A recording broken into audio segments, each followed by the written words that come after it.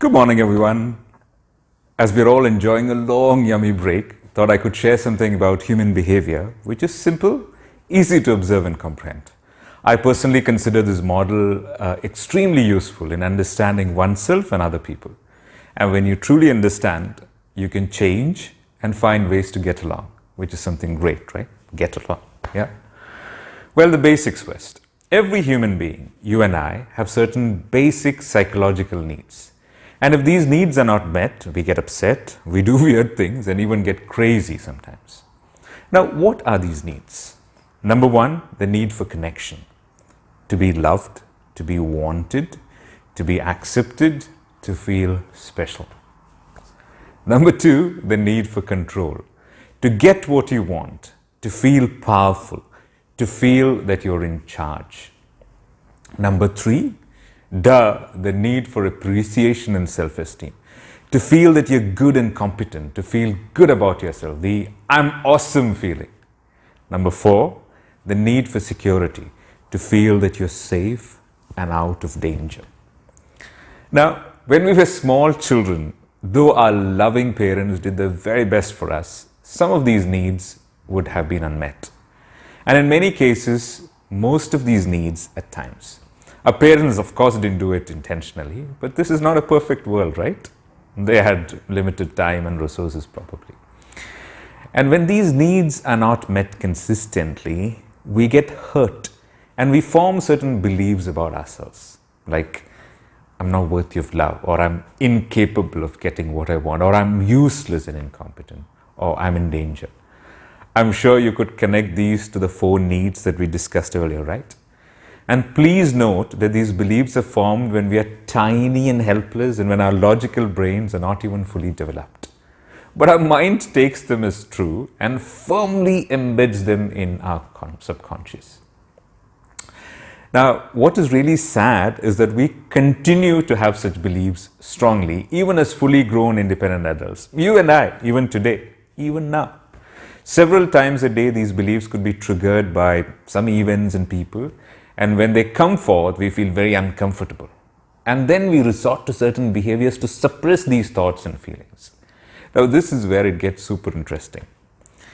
When you believe that you're not worthy of love, you respond in two ways. Some people, they become extremely clingy. They behave like slaves and accept all kinds of abuses and mistreatment.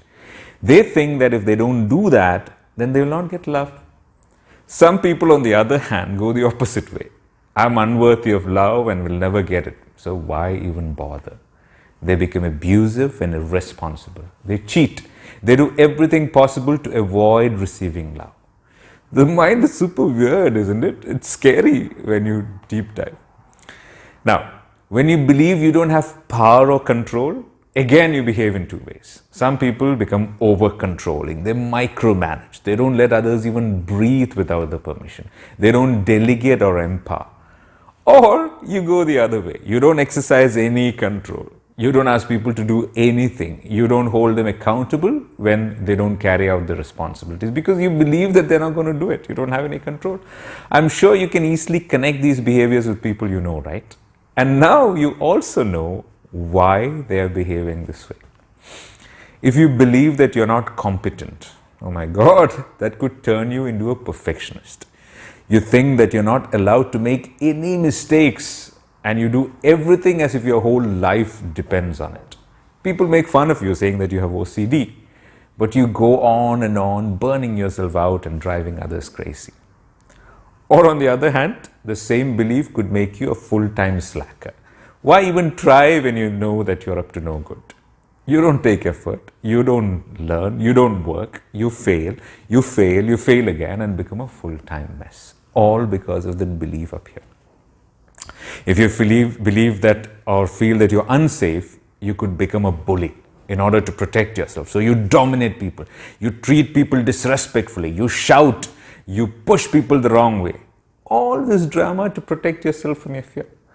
Or you could become the ultimate people pleaser, scared of saying no, walking on eggshells all the time, scared of asking for what you want, always thinking, did I say something to hurt others? Did I do something to hurt others? Not a great place to be in. Not at all a great place to be in. Well, now you know. All these people are behaving weirdly, are doing so to suppress the uncomfortable feelings that the beliefs stir up. And what is sad is that these beliefs are not relevant in anymore at all. You're not a 2 to 3 year old child now. You're not helpless. Your boss or your colleague or your spouse is not your papa or mama.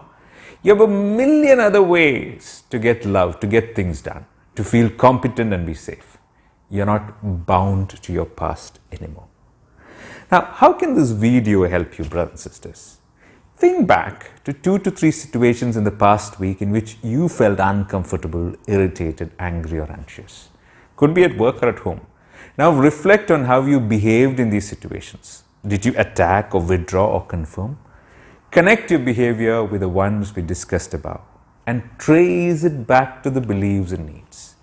This will then give you the opportunity to relook at those beliefs which is triggering your drama, why you're doing what you're doing.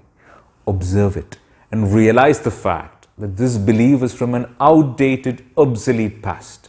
You don't have to cling on to it anymore. Slowly start the process of unbelieving this belief.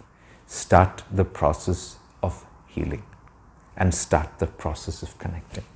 Wish you all the very best in this journey. Eid Mubarak and have a wonderful break. God bless.